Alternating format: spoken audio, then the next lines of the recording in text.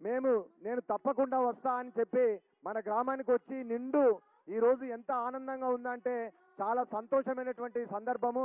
మరొక్కసారి కవితక్కకు చాలా ధన్యవాదాలు తెలియజేసుకుంటున్నాం. జై కవితక్క, జై కవితక్క, జై కేసీఆర్. జర్రా ఈ జెంట్స్ అంతా మీడియా వాళ్ళంతా అన్న దయచేసి కొంచెం సైడ్ దారి ఇవ్వండి అన్న, కొంచెం కోఆపరేషన్ చేయండి అన్న. మగ వాళ్ళంతా ఒక పక్క జరగండి దయచేసి. అక్కయ్య ఆడ బతుకమ్మ పెడతారు, ఒక 10 నిమిషాలు స్టేజ్ మీద మాట్లాడిన తర్వాత మళ్ళీ మీతో జాయిన్ అయ్యి అక్కయ్య బతుకమ్మ ఆడడం జరుగుతుంది. దయచేసి దారి ఇవ్వండి అక్కకు. అక్కయ్యకు జయ దారి ఇవ్వండి అన్న. జెంట్స్ మగవాళ్ళంతా దారి ఇవ్వండి, ఆడవాళ్ళ దాంట్లోకి వచ్చి పక్క జరగండి. కొంచెం దారి ఇవ్వండి, ఆడవాళ్ళని కనవనివ్వండి.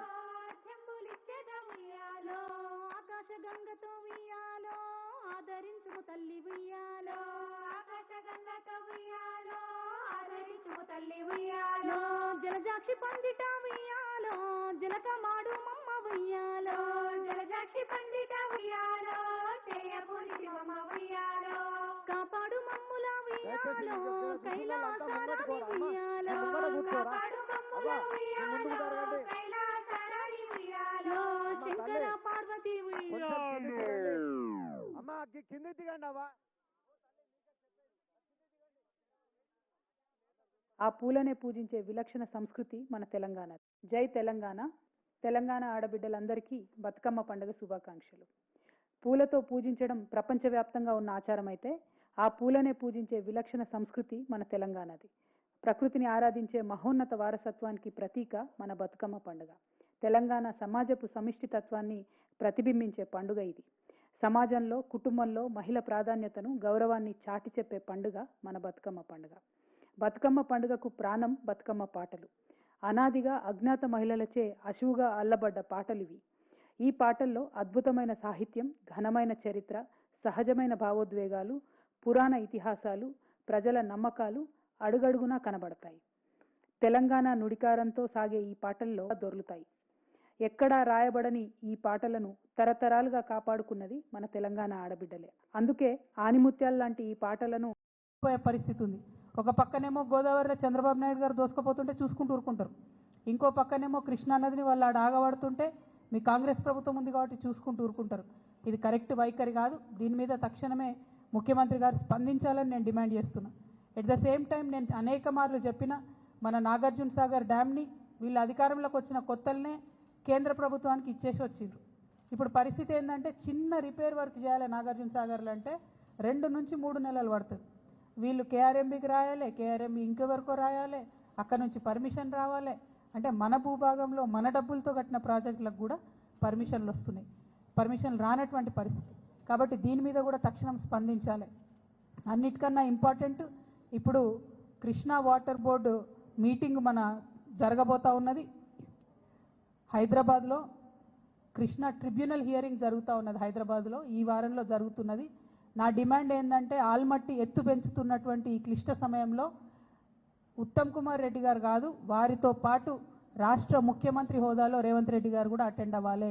మీరు అటెండ్ అయితేనే మనకు రావాల్సినటువంటి న్యాయం జరుగుతుంది, మనకు దక్కాల్సినటువంటి వాటా దక్కుతుంది. మీ సిన్సియారిటీ ఏందో కూడా ప్రజలకు అర్థమవుతుందని చెప్పి ఈ సందర్భంగా నేను డిమాండ్ చేస్తూ ఉన్నాను.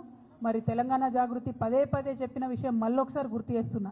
ఇదంతా ఎందుకు జరుగుతుందంటే నీళ్ల విషయంలో ఆంధ్రాలో పనిచేసినటువంటి ఆదిత్యనాథ్ దాస్ గారిని తెలంగాణకు అడ్వైజరీగా పెట్టుకున్నప్పటి నుంచే ఈ ఇబ్బందులన్నీ జరుగుతున్నాయి. వారిని తక్షణమే తొలగించండి. వారికి మన తెలంగాణ మీద ప్రేమ ఎందుకుంటుంది? కనీసం మీకుందని మీరు నిరూపించుకోండి, మీరు ఆలోచన చేయండి, కృష్ణానదిని కాపాడండి అని చెప్పి నేను ప్రభుత్వాన్ని డిమాండ్ చేస్తూ ఉన్నాను. Thank you. జై తెలంగాణ, జై జాగృతి. Krishna thank you. జై తెలంగాణ.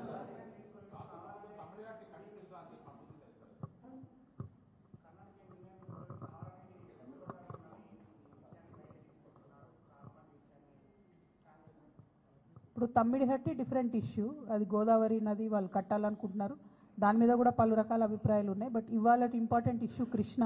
మీరు అన్నట్టు వాళ్ళు చెప్పకపోవడం ఏం లేదు, బాజాప్తా కర్ణాటకలో క్యాబినెట్ మీటింగ్ పెట్టి వాళ్ళు 70,000 కోట్లు ఫేజ్ వైజ్గా ఎట్లా రిలీజ్ చేస్తామని ఫండ్స్ కూడా వాళ్ళు రిలీజ్ చేయడం జరిగింది.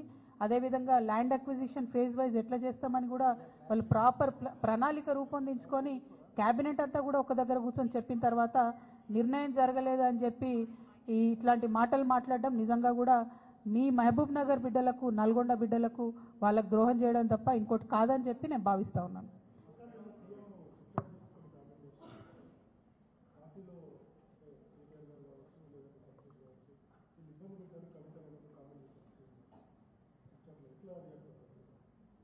ఇప్పుడు సీఎం గారు ఏమన్నారన్నది నాకు తెలియదు, కానీ తెలంగాణ ప్రజలు అనుకుంటున్న విషయమే కదా అది. తెలంగాణ ప్రజలందరూ గమనిస్తున్న విషయమే. ఇప్పుడు బీఆర్ఎస్ పార్టీ సోషల్ మీడియా నన్నే దాడి చేస్తుంది, హరీష్ అన్న మీడియా నన్నే దాడి చేస్తుంది, సంతోష్ అన్నకున్న సీక్రెట్ మీడియా నన్నే దాడి చేస్తుంది. అందరు కలిసి నా మీద దాడి చేస్తున్నట్టే కదా, అందులో కొత్త ఏం లేదు. అది మీ అందరి దృష్టిలో కూడా ఉన్నది కాబట్టి అది కొత్త ఏం లేదు, వింతేం లేదు. Thank you.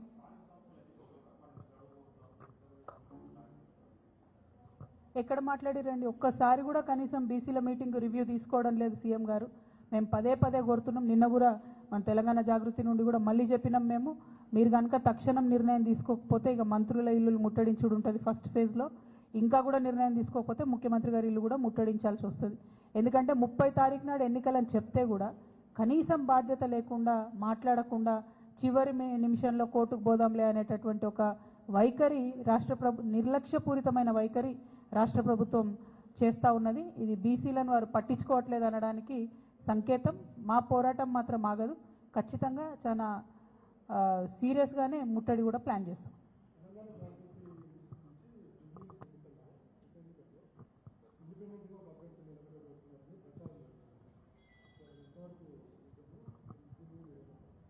జై Telangana. Thank you. Thank you.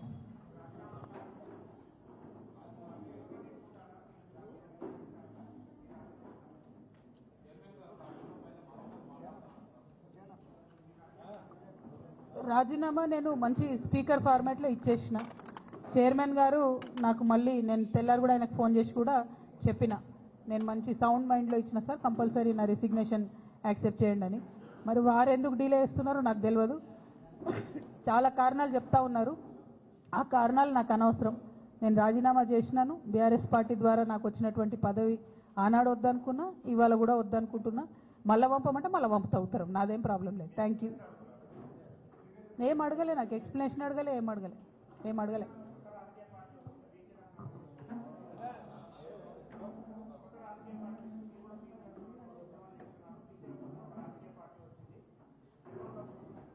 తప్పకుండా స్వాగతిస్తాం కదండి. ప్రజాస్వామ్యంలో ఎన్ని పార్టీలు ఉంటే అంత మంచిది, ఎన్ని గొంతులు ఉంటే అంత మంచిది, ఎన్ని వాయిస్లు ఉంటే అంత మంచిది. తెలంగాణ ఉద్యమంలో కూడా మనం ఒకటే మాట అనుకున్నాం, ఎంతమంది జై తెలంగాణ అంటే అంత జల్దీ తెలంగాణ వస్తుందని. సో ఇప్పుడు కూడా ఎంతమంది జై బీసీ అంటే అంత జల్దీ బీసీలకు రిజర్వేషన్లు వస్తాయి.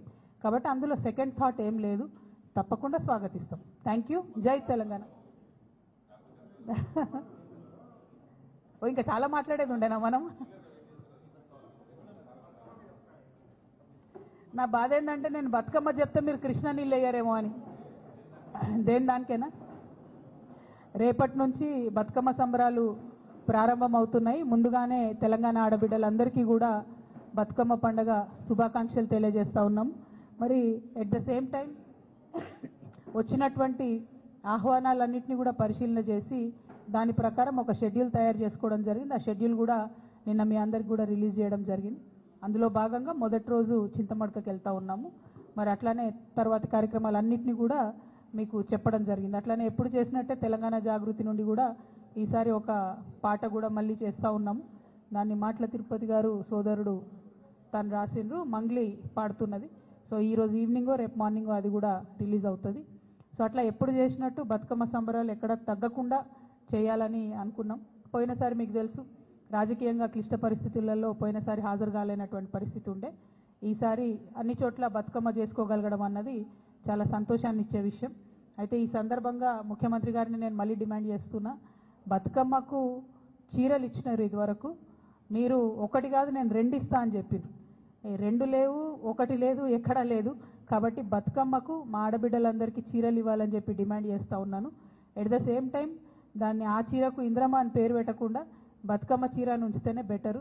ప్రతి సందర్భంలో తెలంగాణ యొక్క అస్తిత్వాన్ని తుడిచేసేటటువంటి కుట్ర జరుగుతున్నది మీ ప్రభుత్వంలో. అట్లా కాకుండా బతుకమ్మకు మీరు చీర ఇస్తే బతుకమ్మ చీర పేరుతోనే ఇవ్వండి, లేదా ఏదైనా తెలంగాణ ఆడబిడ్డ పేరుతో ఇవ్వండి, అంతేగాని ఇంద్రమ్మ పేరుతో మాత్రం ఇవ్వద్దు. ఇప్పటికే కుట్రపూరితంగా ఈ ప్రభుత్వం తెలంగాణ తల్లి దగ్గర నుండి బతుకమ్మను దూరం చేసింది. ఇప్పుడు తెలంగాణ ఆడబిడ్డల దగ్గర నుంచి బతుకమ్మ చీరను దూరం